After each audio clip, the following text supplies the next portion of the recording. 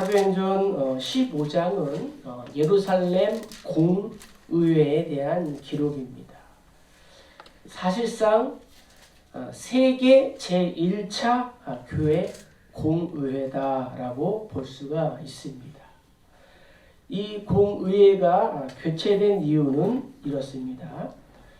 선교에 대한 실제적인 문제, 또 어떠한 의미에서는 성도들이 신앙생활함에 있어서 풍속과 관계되고 문화와 관계되고 생활 습관과 관계된 문제입니다.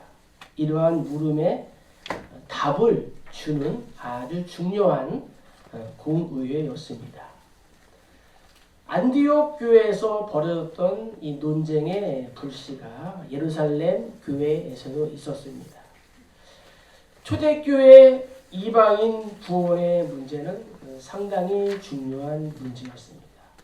그 문제를 잘못 처리한다면 초대교회는 분열할 수도 있었습니다.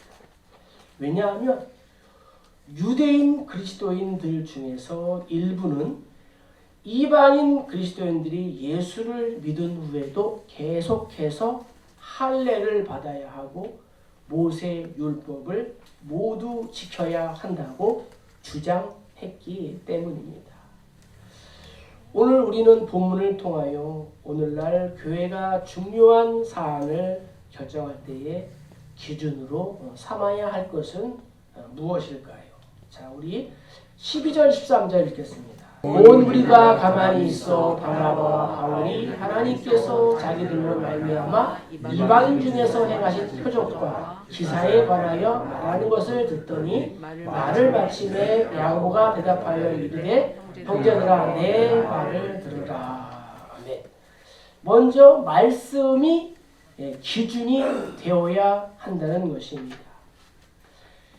이 베드로를 비롯한 이 사도들과 주의 형제인 야고보는 이 중대한 사안을 놓고 그동안 하나님께서 역사하신 것을 잘 인식하였고 그곳에 드러난 하나님의 뜻을 바로 깨닫고 있었습니다. 그렇기 때문에 저들은 자기 민족이 갖고 있었던 이방인들에 대한 편견을, 선입견을 과감하게 버리고 이방인의 구원의 정당성을 인정하였습니다. 많은 토론이 일어난 후에 예수님의 수제자인 베드로가 일어나 말했습니다. 자, 우리 한번 베드로의 심정으로 우리 한 절씩 한번 교독해 보겠습니다. 형제들아, 너희도 알거니와 하나님이 이방인들로 내 입에서 복음의 말씀을 들어 믿게 하시려고 오래전부터 너희 가운데서 나를 택하시고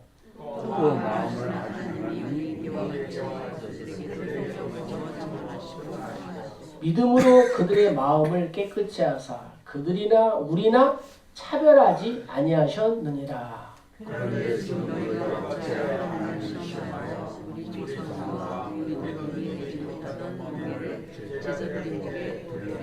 그러나 우리는 그들이 우리와 동일하게 주 예수의 은혜로 구원 받는 줄을 믿노라 하니라. 아멘. 베드로가 이렇게 이제 설교를 한 거죠. 말씀에 근거한 베드로의 확신에 찬 이 설교로 예루살렘 교회 사람들은 이방인에게 행해진 하나님의 역사하심에 귀를 기울이며 잠잠해졌습니다. 자, 7절에 보면은 복음의 말씀이라고 합니다. 이 복음의 말씀, 이 말씀은 신약 성경에 단 한 번 나오는 그러한 말씀입니다. 이 복음의 말씀을 듣고 믿어야 구원을 받는다는 것입니다. 할렐루야. 나를 통하여 우리의 입을 통하여 전해지고 또 택함 받은 주의 종을 통하여 전해지고 사람들이 이 말씀을 듣고 믿어서 구원을 받게 되는 줄로 믿습니다. 자, 풀은 마르고 꽃은 시드나 우리 하나님의 말씀은 영원하다라고 이사야는 말했고, 또 바울도 우리의 믿음은 들음에서 나고 들음은 그리스도의 말씀에서 비롯되었다라고 고백했습니다. 요한도 이 예언의 말씀을 읽는 자와 듣는 자, 그 가운데에 기록한 것을 지키는 자가 복이 있나니 때가 가까웁니다 라고 고백했다는 거죠. 자, 베드로의 설교 후에 이제 바나바와 이 바울이 지금까지 이방 전도를 하면서 겪었던 일들, 하나님께서 역사하신 일들을 성도들과 함께 나누었습니다. 저들은 바나바와 이 바울의 말에 귀를 기울였습니다. 바나바와 바울은 하나님께서 이방인 전도와 선교를 할 때에 우리들을 통하여 행하신 이 표적과 기사에 대하여 말했습니다. 바나바와 바울은 이러한 기적들을 전적으로 하나님의 공로로 돌렸습니다.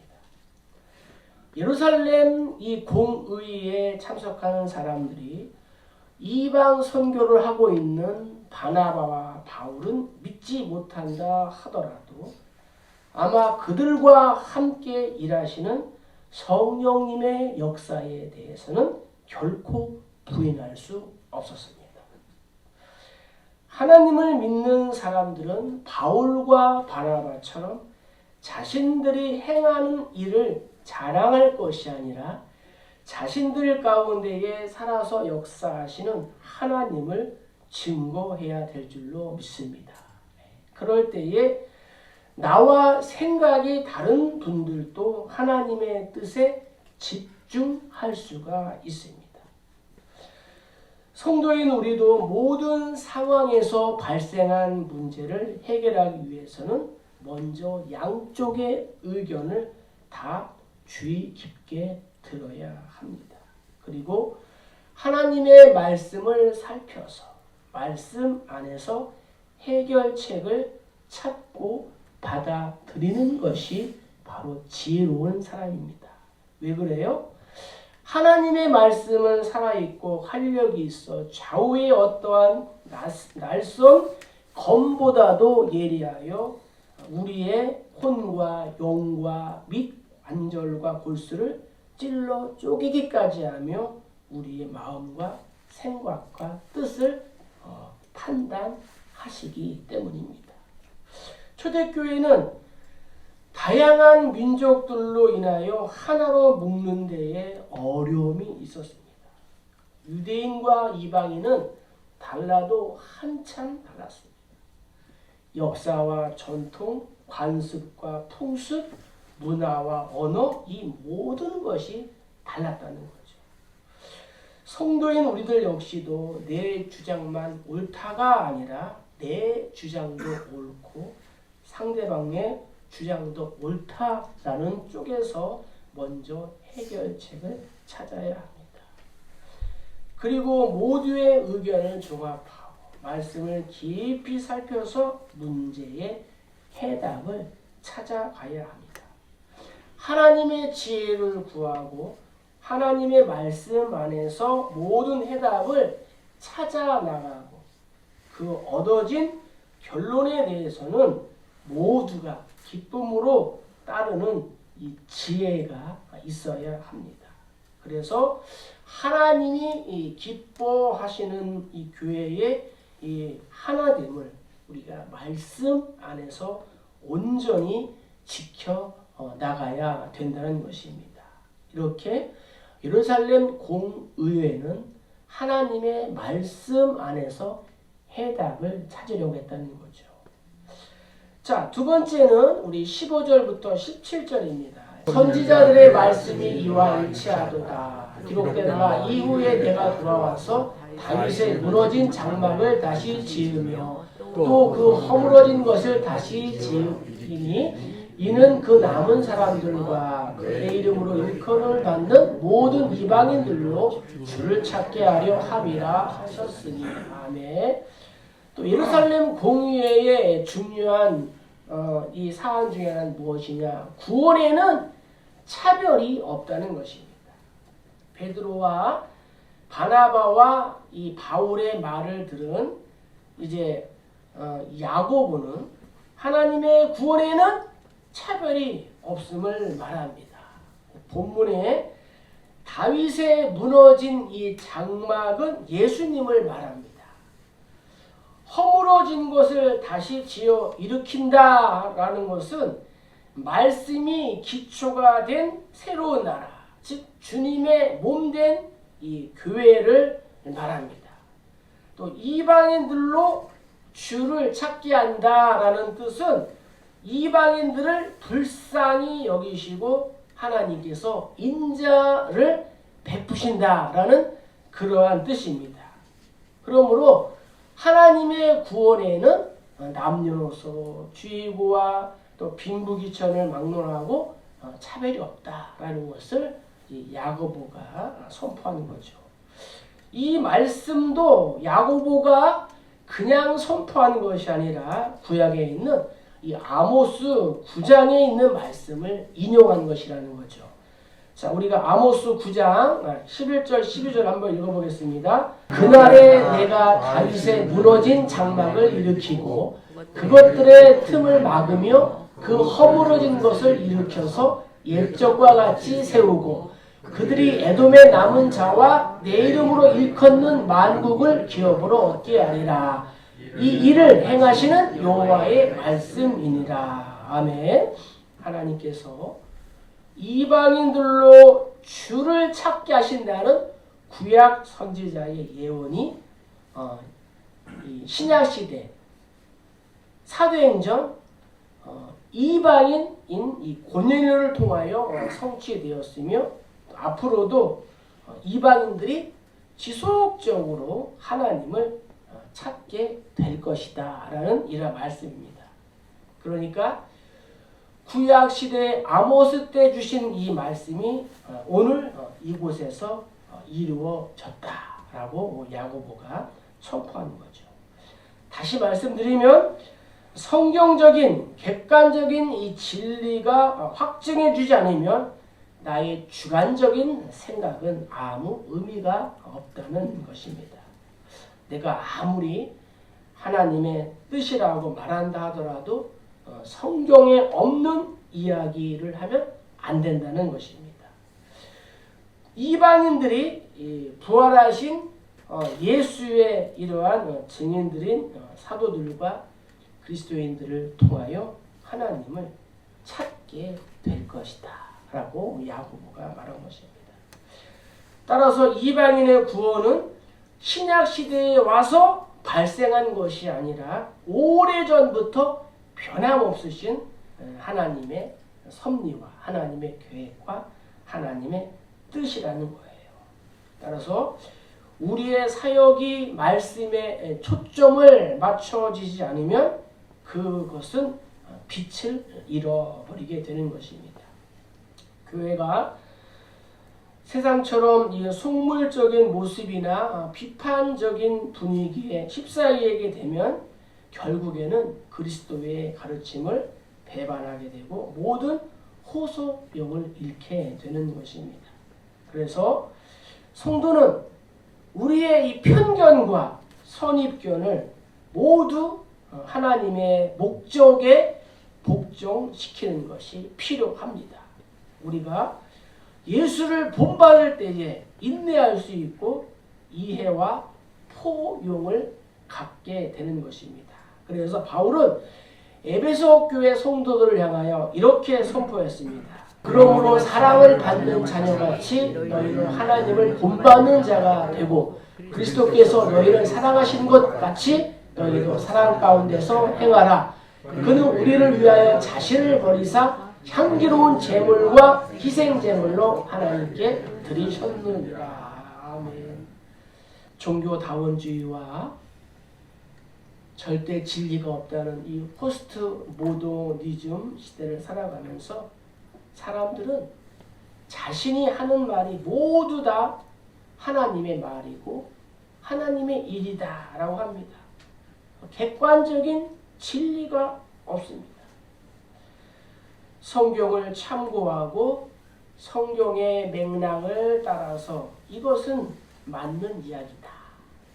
바로 이것이 여기에 이루어졌다고 하는 확신을 가진 후에 성도인 우리는 자신의 의견을 말해야 되는 것입니다. 야고보는 유대인과 이방인과의 차별이 없음을 말하며 하나님이 이방인들에게 약속하신 말씀으로 최종 결론을 내립니다. 그리고 이방인인 그리스도인들이 실천해야 할 4가지 사항을 제안했습니다.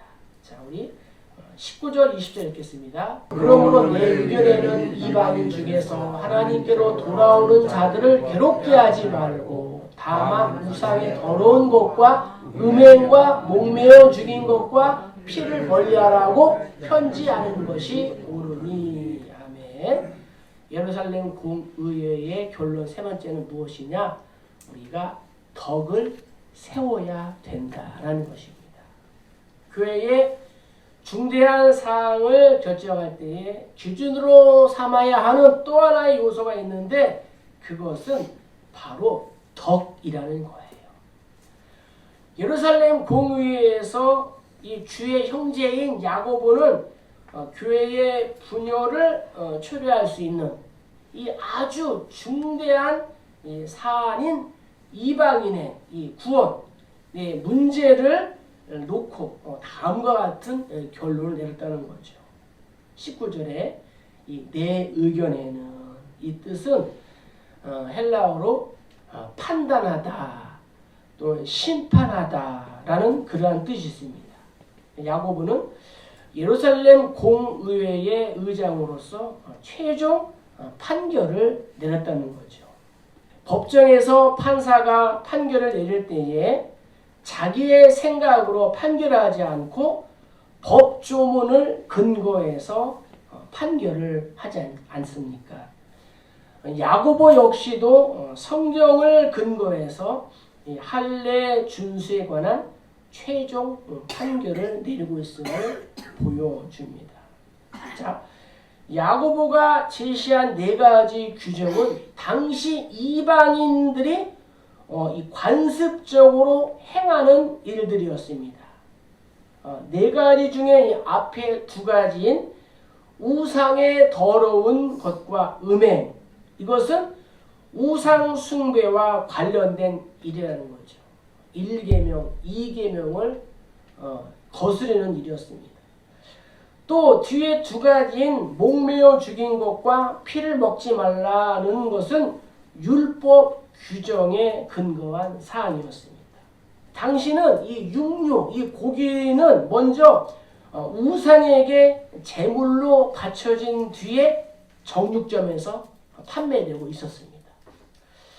자, 바울은 로마서와 갈라디아서를 통해서 음식을 먹을 때, 음식을 앞에 두고 이야기할 때에 이것이 제물이요 아니요를 따질 것이 아니라 하나님 감사합니다 하고 먹으면 된다. 제물인 줄 알았을 때는 먹지 말아라. 그러나 묻지 말고 먹어라. 하나님 감사합니다 라고 먹으라는 거예요. 또 이 고기로 인하여 다른 사람이 시험이 들면은 내가 고기를 먹지 않겠다라고 고백했다는 거죠. 하나님께서 만드신 것은 모든 것이 선하기 때문에 우리가 감사함으로 받아들이면 된다라고 말했습니다.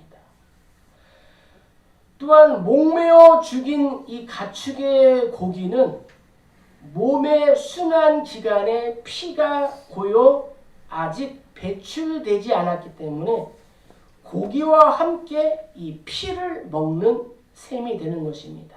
그래서 그것은 이방인 그리스도인들아 좀 삼가하자 이렇게 말한 것입니다. 중요한 것은 야고보가 요구한 것, 이 4가지는 구원의 조건은 아니었습니다. 그러나 단지 이러한 것을 혐오하는 유대인 그리스도인들과 교제 시에 걸림돌이 되지 않도록 하기 위함이었고 교회의 덕을 세우기 위함이었습니다. 유대인과 이방인은 살아온 환경과 문화, 배경이 다릅니다. 그러기에 주 안에서 조화를 이루기 위해서는 서로를 이해하고 배려하고 양보하는 마음이 필요하다라는 것입니다. 당시에 이 이방인 그리스도인들이 교회에 나오는 것이 얼마나 고마운 일입니까? 이런저런 제약으로 피곤하게 간섭하지 말고 장애물을 놓지 말고 문턱을 높이지 말고 쓸데없는 이야기로 남의 마음을 상하게 하지 말라는 것입니다. 내가 무엇이 깨끗하다고 남을 비판합니까? 교회에 나오는 사람들 마음을 상하게 해서는 결코 안 됩니다. 마음의 문턱을 낮춰야 합니다.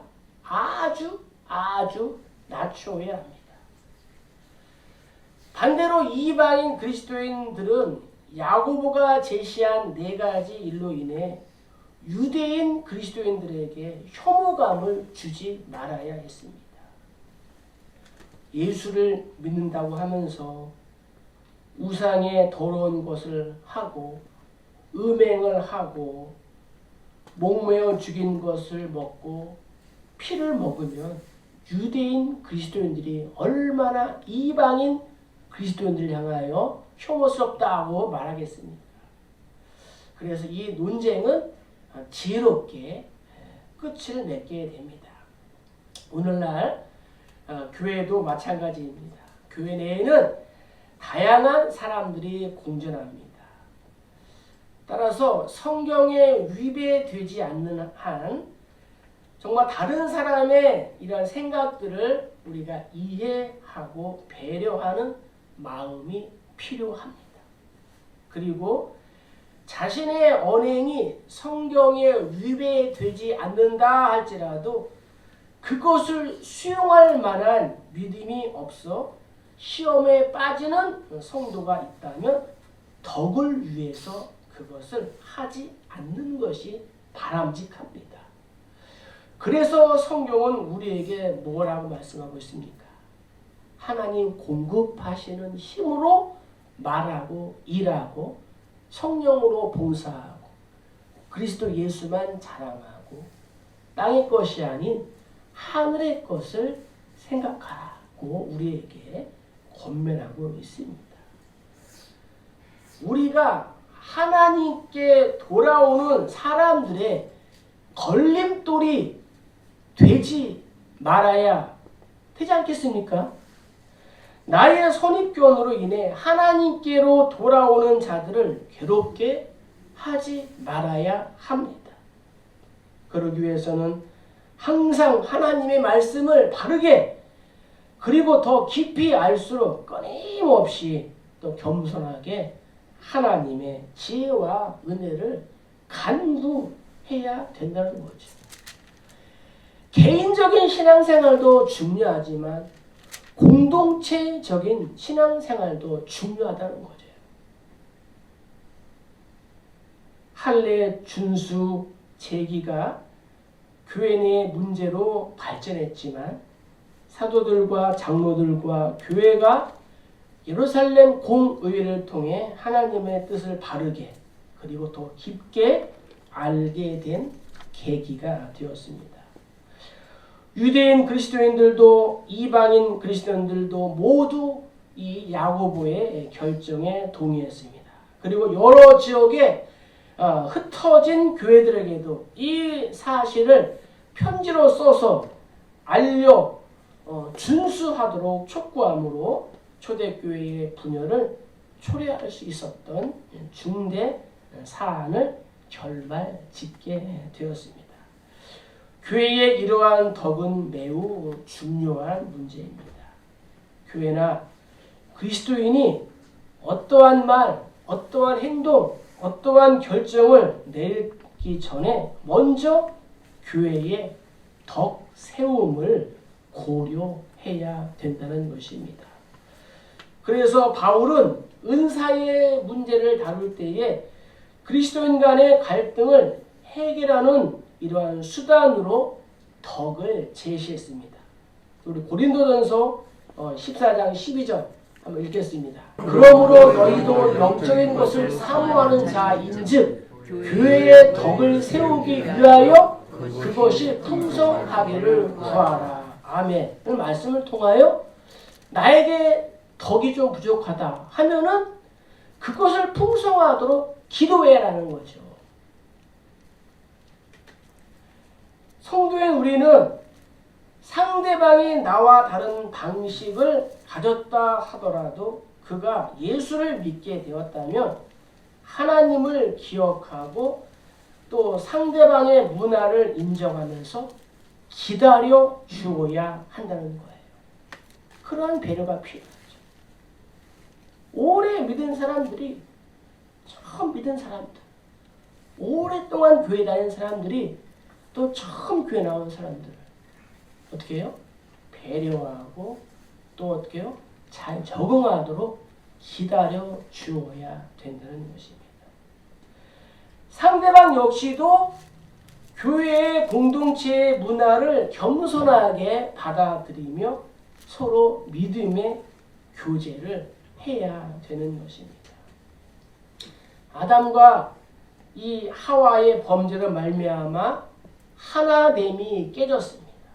그래서 사람들은 서로 다투고 서로 시비하고 서로 또 죽이는 대상이 되고 말았습니다. 그러나 서로 다투고 갈라진 사람들을 다시 하나가 되게 하고 다시 하나님과 화목하기 위해 이 성탄의 계절에 예수 그리스도께서 오신 줄로 믿습니다. 말씀을 마칩니다. 우리 모두가 주의 말씀 안에서 하나가 되어야 합니다. 서로 갈등하고 대립하고 다투게 만드는 모든 일로부터 우리는 벗어나고 내려놓고 잠잠해야 됩니다. 그리고 갈등과 대립이 있다면 그것을 스스로 해결하려고 하기보다는 예루살렘 공의회처럼 교회의 지도자들에게 부탁을 해야 합니다. 그리고 지도자들의 해결책을 기쁨으로 따르는 성숙된 신앙인의 모습을 보여야 합니다. 그래야만 교회가 모두에게 기쁨을 안겨줄 수가 있는 것입니다.